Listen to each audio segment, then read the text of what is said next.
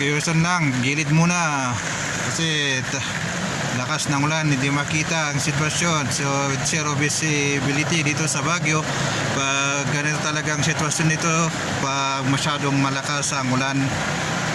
Super foggy ang daan, mahamok.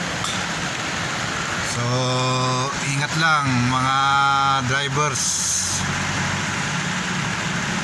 Lakas talaga ang ulan dito sa Baguio, talagang binabagyo ang Baguio.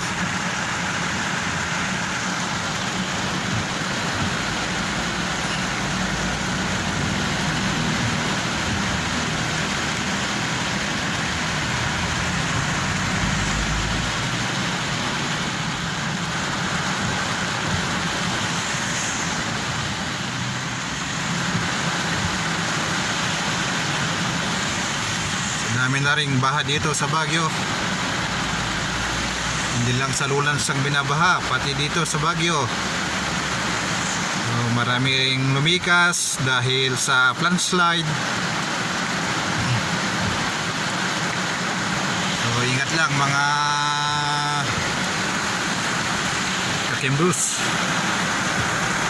Ito yung sitwasyon dito sa papakita ko, yung sitwasyon dito sa Baguio pag laging umulan. So talagang hindi makita ang daan dahil super foggy siya. So stop muna bago tayo andar kung sakaling clear na ang lahat. Grabe. For safety talagang hinto muna.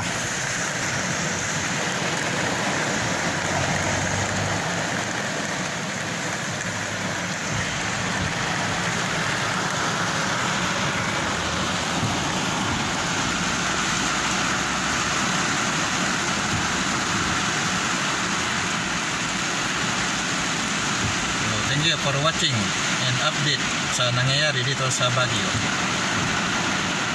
Pag tag-ulan talaga.